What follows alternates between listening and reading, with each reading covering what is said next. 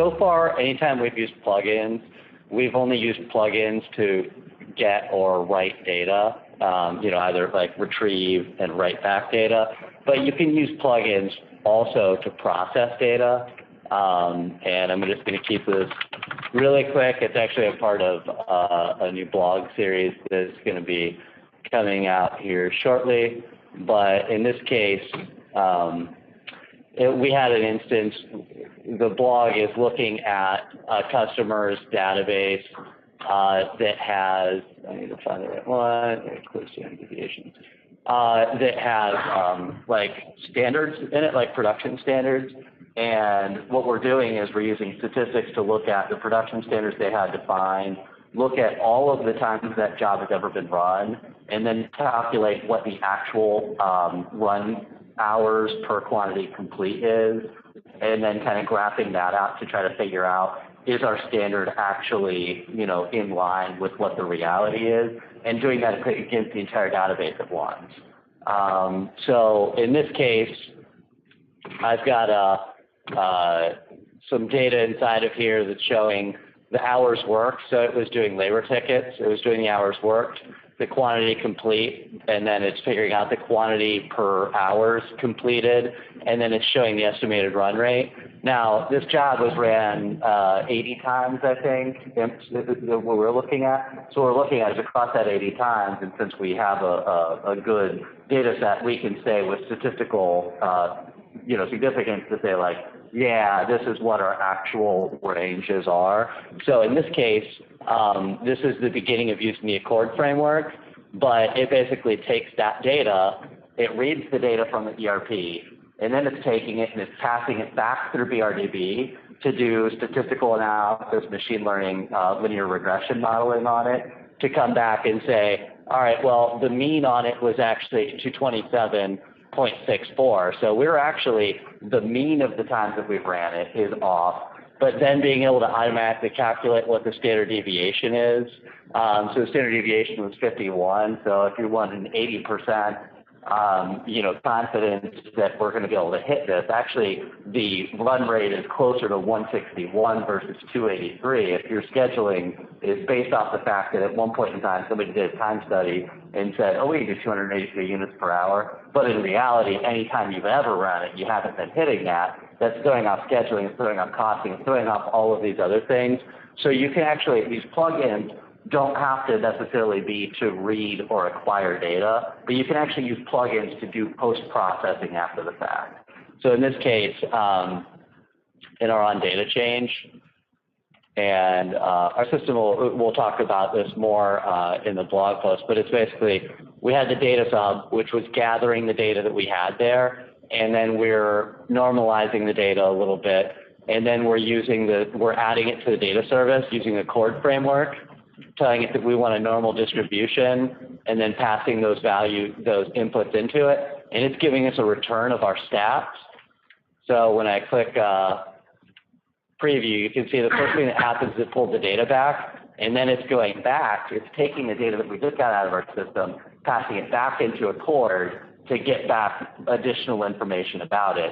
And this is the first one that's just using standard statistics, but then from there, there's a problem of like outliers and stuff like that, which is where future ones we're going to talk about different ways of like fitting different models. So like the more common one would be a linear regression model, but that's not really accurate for production because more than likely you have very low output if you have a low quantity that you're doing, but it can go up there because, as users are working on it longer, they have more successes and stuff like that. So we're, look at different modeling techniques to be able to use your ERP data and then turn that into answers and then be able to do that in mass across your entire database at once. Because right now people are usually never looking back at their run rate. Like an engineer came up with at one point in time, like, sounds good to me. And then they wonder why their schedules are off, jobs are overrun, and all this other kind of problems. And then even then, maybe they're looking at, a small subset of their data and actually analyzing it. But that's one cool thing that Bezlio can do is it can do it in bulk. It can do it in mass, and it can do it automatically for you, and then just flag those exceptions, saying like, hey, our standard is way off on this one, and you know you can set confidence intervals and that kind of stuff, which is cool. So where's that Mainspring thing running? It's actually running on our server. So it's The server you're holding here. Yep. So there's a DLL for the Accord framework there, and what it's basically doing is just like any of the other DLLs and the other plugins, is it has method calls in it and accepts a certain type of input. So it's one thing when Bob was going to show his, it's another one where we're doing more data reads on it. But you can actually do additional post-processing using VRDB as well. And especially, you know, with the low overhead we have, is that it's way more efficient. If I was trying to do this in the browser, it would crash. It just can't keep up. It's trying to crunch way too many numbers because, like, the standard, linear model regression testing is usually what it does first, and I'm running out of time right now, is that it plots everything out. And then it tries a value, it tries to fit one, and it calculates the distance that each point is from that, and then it tries again, it tries again, it tries again. It just keeps changing that model, and it runs through like 1,000 iterations, and each time it comes with an iteration, it has to calculate the distance that each point is from that to figure out the goodness of fit, and then it comes back and tells you this is the best fitting model that we can come up with for the data that you've provided us. And so your phone can't do that, but your server absolutely can. And a lot of times, the cool thing about a lot of the machine learning is the data sets don't have to be huge. A lot of machine learning is against large data, and eventually we're going to have some server-side processing to help out with that. But even in something like this, where you have 100 times that a job is run, you can actually get, that's enough information to be able to tell you an 80% confidence or even a 95% confidence that we can at least achieve this number.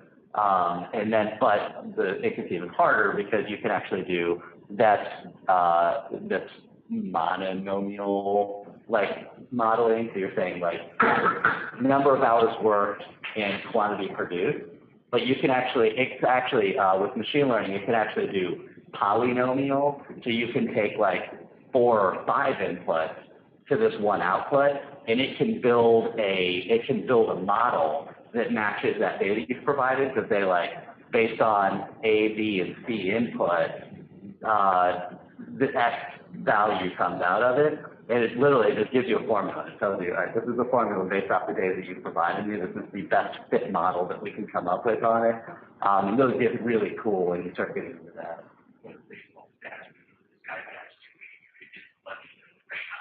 Yeah.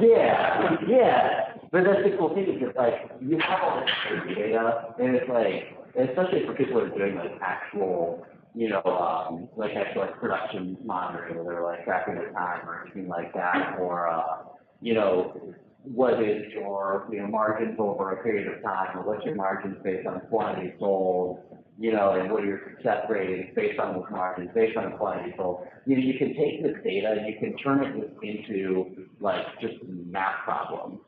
And you can do that automatically. And that's the cool thing about, Bezlio, and why it's going to be really ideal to kind of take it to this approach, is because we can pull data from anywhere. So we can take data from a lot of disparate sources, pull it together, and then use a library. We don't have to wait for the ERP companies to get caught up with, this new technology. Everybody's like, oh yeah, in 3 to 5 years. Like, I can do it now.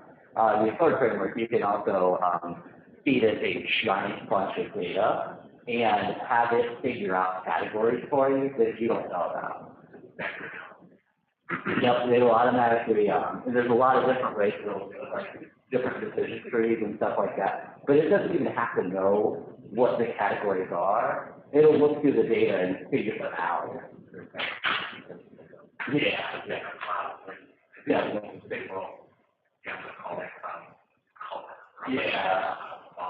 Yeah, it's cool. If you actually look at the Accord framework, This plugin is not in the BRDB installer yet, but it is on GitHub plugins. So It's really, really new right now, but you can see that it can do classification, support vector, decision trees, neural network, deep learning. It can do regression testing, which is like linear regression and stuff like that. Clustering, so k-means, hypothesis testing, distributions, different kernel methods, imaging, audio, and vision, like face detection and tracking and stuff. Now, we're not there yet with Bezlio, but there's a lot that this library can do. We're only getting started into it, but I think it's really exciting of what we can do, and especially, combined with the data that we have access to.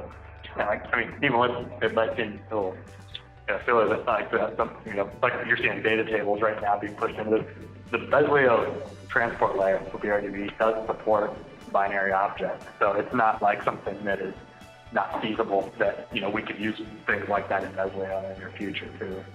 Right now, whenever you run the crystal reports, that's exactly what it's doing. It's running a crystal report, turning it into a PDF on the server side, turning it into a byte array, shooting it across the pipe, turning it back into PDF in the browser.